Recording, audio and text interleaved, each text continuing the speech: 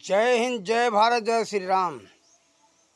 आज हम अपने भारत में देख रहे हैं, ये सब तो कहते हैं कि हम बुद्धिजीवी हैं, पढ़े लिखे हैं, शिक्षित हैं, लेकिन इनके अंदर हम पढ़ाई लिखाई का, शिक्षा का कोई प्रभाव नहीं देखते। कारण कि स्वयं में सोचने समझने की शक्ति नहीं है। कुछ भी देख लो नया, उसको अपनाना शुरू कर दो, या कोई पैसे वाला व्यक्ति हो उस कार्य को कर रहा है तो उसको श्रेष्ठ समझते। केवल आजकल नकली उपाधि है, यानी पद है पढ़ाई लिखाई का। अरे फलाने तो बहुत काफ़ी पढ़े लिखे हैं, विद्वान हैं, ऐसा लोग मानते हैं। भले उसके पास उसका कोई प्रभाव न हो, ज्ञान अंदर होने से बात माना जाता है, लेकिन अंदर उसके अंदर ज्ञान नहीं है तो महामूर्ख है। आज तो क्या है, कागजी डिग्रियां देखी जा रही है, कागजी उपाधि, डिग्रियां नहीं, उपाधि यानी पद। बीए है, एमए है, पीएचडी है, ऐसा लोग मानते हैं। लेकिन देखो, ये कागजी लिखित उपाधि से यानी पद से कोई ज्ञानी नहीं होता है। वास्तव में योग्यता वो हम मानते हैं जिसके अंदर सोचने समझने का, विषय को समझने का ज्ञान हो, तब जाकर के ज्ञानी मानना चाहिए। तो आज हम भारत में क्या देख रहे हैं, ये पढ़े लिखे की तो बात हम बताएं, जो अनपढ़ हैं, गंवार हैं, इनकी तो बात ही अब क्या कहना, यह कम पढ़े लिखे हैं। लेकिन लोगों में हम देखते हैं सोचने समझने की शक्ति नहीं के बराबर है। कुछ भी देख लो उसको अपना लो। जैसे यहाँ हम देख रहे हैं कोट पैंट और टाई, ये हमारे भारत के मूर्खों को हम क्या कहें। सोचने समझने की शक्ति इसी पर हम कुछ दिनों के हम देखते, इसे गर्मी चल रहा है, कुछ लोगों को हमने देखा कि जेब में से पैसा निकाले, नोट निकाले, पैसा क्या सिक्का नहीं, नोट निकाले 100 का, 50 का या 500 का, तब भींगा हुआ निकल रहा है। ये जून महीना चल रहा है तो भींगा हुआ है, तो बताओ कितना पसीना हुआ कि उसका जेब का वो भींग करके नोटों को भींगा दिया। जेब भींगा तब तो नोट भींगा, कितना पसीना हो रहा है। और हम 3-4 लोगों को हमने ऐसा देखा तो समझ गए कि इसका मतलब सभी की स्थिति यही है। तो बताओ क्या ज़रूरत है इतनी भयंकर गर्मी में ऐसे कपड़े पहनने का जिससे कि पसीना पसीना होता रहे, शरीर को सुख शांति न मिले, चमड़े में हवा न लगे। चमड़े में हवा न लगने के कारण से नाना प्रकार की चर्म रोग होते हैं। तो लोग परेशान होते हैं, कहते हैं कि हमको चर्म रोग हो गया, खजली हो गई, हम परेशान हैं। अरे भाई परेशान तो रहोगे ही, इसीलिए यहाँ पर धोती पहनने का प्रथा है कि ताकि पतला वस्त्र रहे और हवा लगता रहे, चमड़ा निरोग रहे, पसीना न हो। और पैंट की तो पैंट की बात रही, इस भयंकर गर्मी में हम कहीं कहीं देखे मूर्खों को कोट पहनते और अपने कमीज का कॉलर उठा करके अंदर से टाई बांध लेते। क्यों भाई, अतः सुंदर हम लगेंगे, ये आज का फैशन है, ये मूर्खतापूर्ण फैशन है।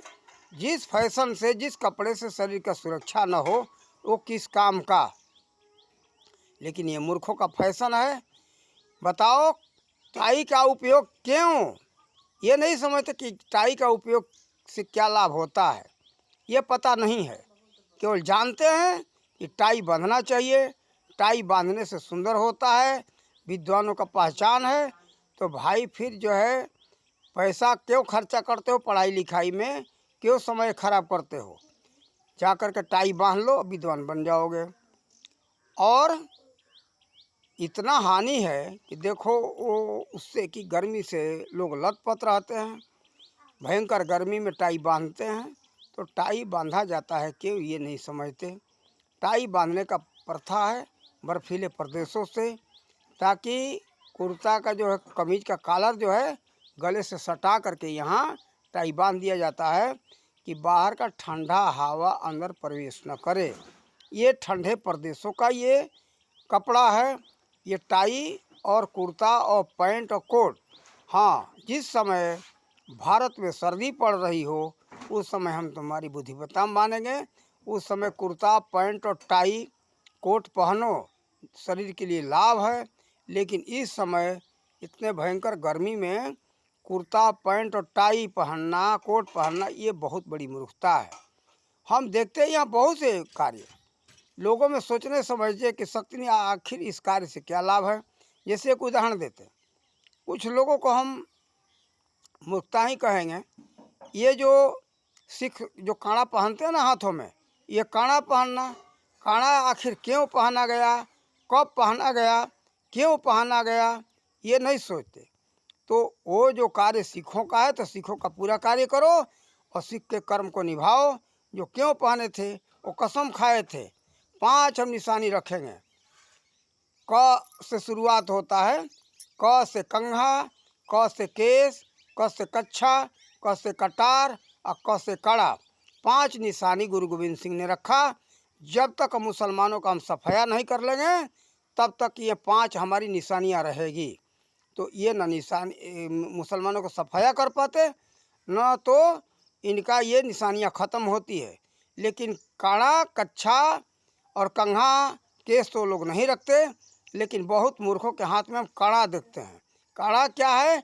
एक प्रकार की चूड़ी है। ये हम चूड़ी पहन लिए आज से, जब तक मुसलमानों का सफाया नहीं कर देंगे तब तक हम ये काड़ा नहीं उतारेंगे। केस, कंघा, काड़ा, कच्छा, ये सब निशानियां हैं उनकी, मुसलमानों की सफाया करने के लिए वो कसम खाए थे। तो देखो, ये न सोच करके समझ करके अरे बहुत मर्दा है क्या पहचान है, काड़ा पहन लिए मर्द हो गए। अरे ये मर्द नहीं बन गए, तुम औरत की निशानी पहन लिए। तो देखो, ये लोग जानते नहीं, समझते नहीं, इसी तरह से ये लोग कार्य करते हैं। सोचने समझने की शक्ति न होने के कारण सोचे समझे बहुत से कार्य है। किसकी कितना कितना बात बताऊं एक वीडियो में। बहुत से कार्य है, सभी कार्य देखा देखी में यहाँ हो रहा है।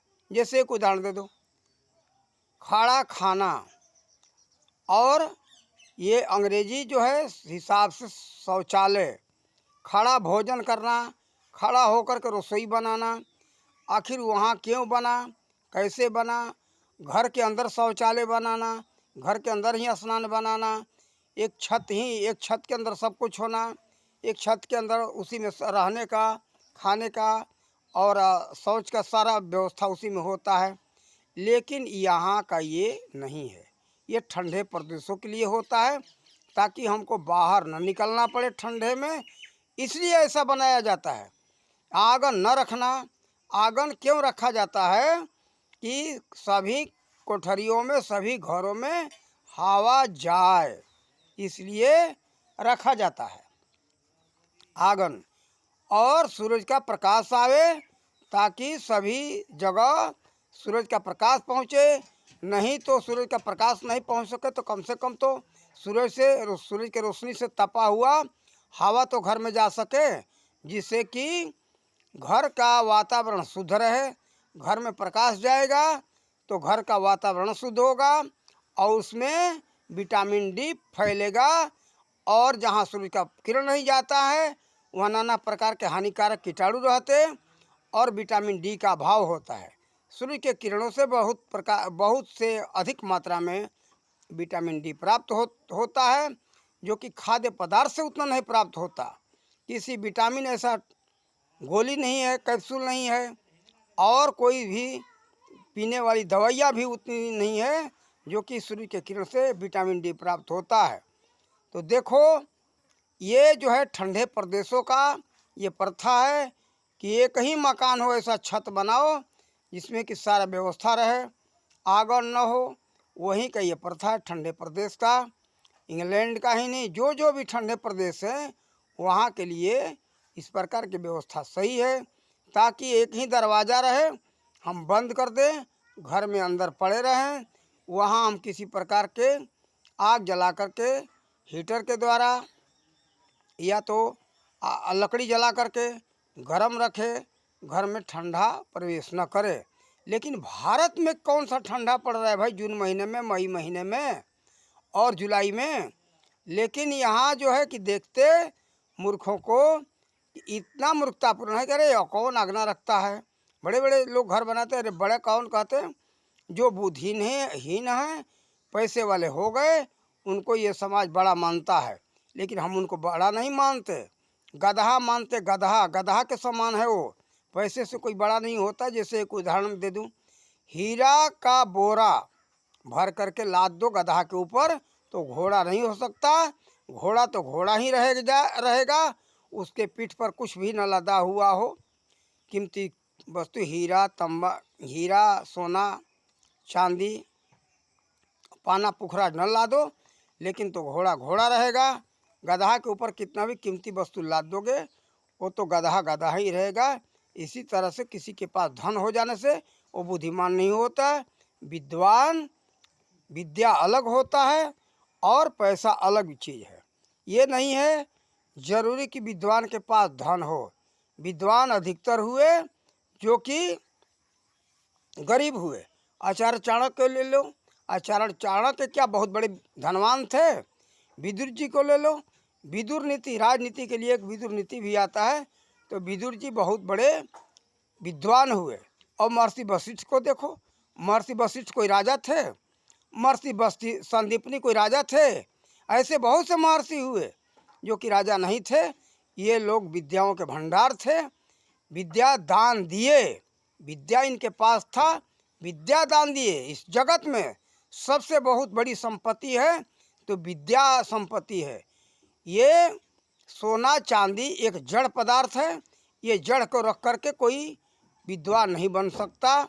और किसी को दे करके विद्वान बन सकते हो, लेकिन इसका त्याग करोगे, दान करोगे, तब ऐसे नहीं विद्वान बन सकते हो।